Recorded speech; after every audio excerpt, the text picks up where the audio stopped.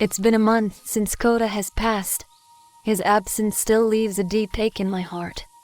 Walking through this forest makes me feel so nostalgic about all the memories we made here. I promised him to always protect my light and move on from any hardships that may come.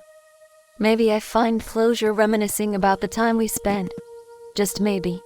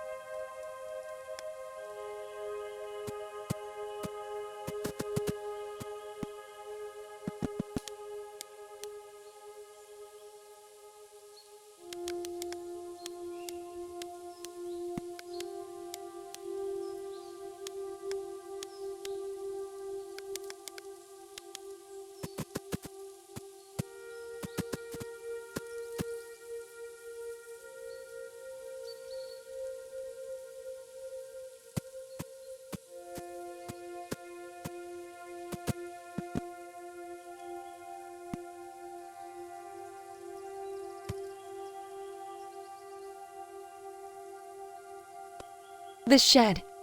When Koda and I discovered it for the first time, I wasn't sure if we should even go near it. It looked abandoned and like it could collapse any moment, but that never stopped Koda. He always sought out adventures. No fear whatsoever. I was hesitant, but how could I let my friend go in alone? We're a team. Or rather, we're a team. He always helped me overcome my doubts, gave me a sense of security, and encouraged me to try new things. Either way, it was a good thing we went inside. It was filled with crates, little trinkets and tools. We roamed through it and found some golden pieces that looked like they could be part of something bigger. We tried to figure out what they're for and how to assemble them, but there was no luck and we left in disappointment, at least for a while. One day, Koda excitedly dragged me back there. He found an old book containing a sketch that showed how the golden pieces needed to be put together, and so we went ahead to manufacture a key, with lots of glue. However, it still left us with the uncertainty of what it was for. We assumed it was connected to the cave at the end of the forest. It is said to be filled with secrets, just like this odd key. It hurts to think about Koda never knowing its purpose, but I know he would have wanted this mystery solved. If I keep going, I could uphold his legacy and keep my promise, keep my light up.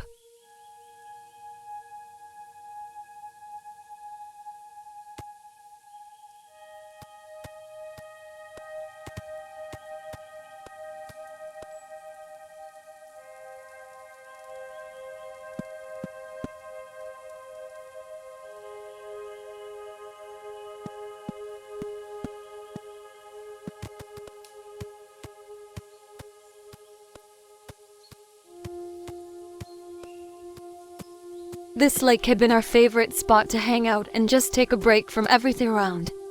There is a cave nearby no one really knows about, so we made it our secret hideout.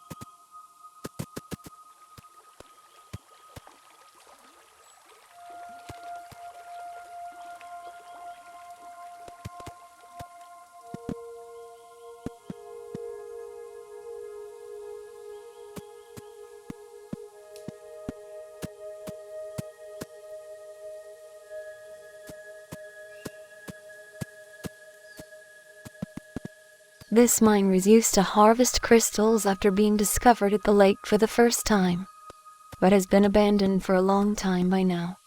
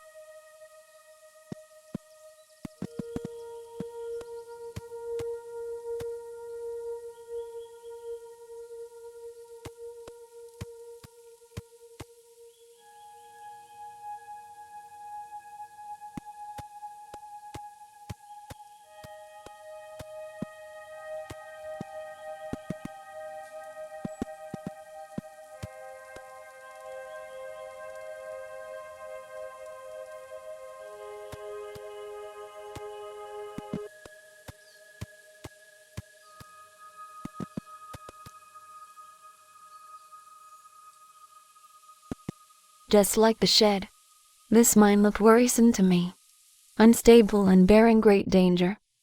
Knowing that I was wrong before, I decided to trust Koda again and move past the rubble. Greatly similar to the lake's cave, this mine was filled with beautiful, glowing crystals. Moreover, there were minecarts and the rails were still intact. We would often come here and use them to drive around the cave. I'd often mention how I'd love to keep one of these crystals as a keepsake, but the majority of them are rather huge and impossible to take. Impossibility. That wasn't part of Koda's philosophy. He'd find a way to make it possible, and he sure did. Excitedly, he'd tell me to stay while he went to push a minecart full of smaller, imperfect crystals to me. He had found a few old tools and pieced down some scattered around leftovers. With a big smile, he presented to me a pocket-sized crystal. He seemed bothered by its flaws. After all, it was a broken-off piece of an otherwise perfect crystal. I surely wasn't, though. To me, it only contributed to the thoughtfulness that went into his effort.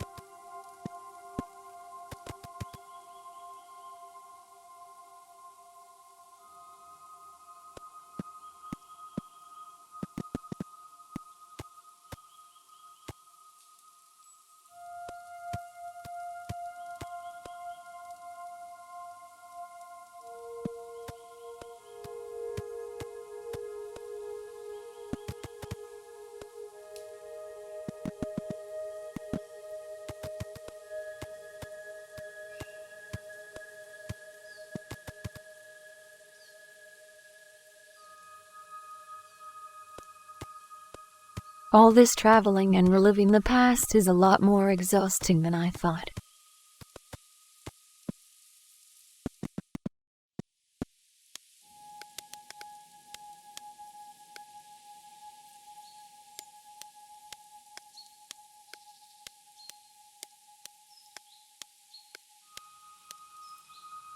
Maybe I should continue this journey another time.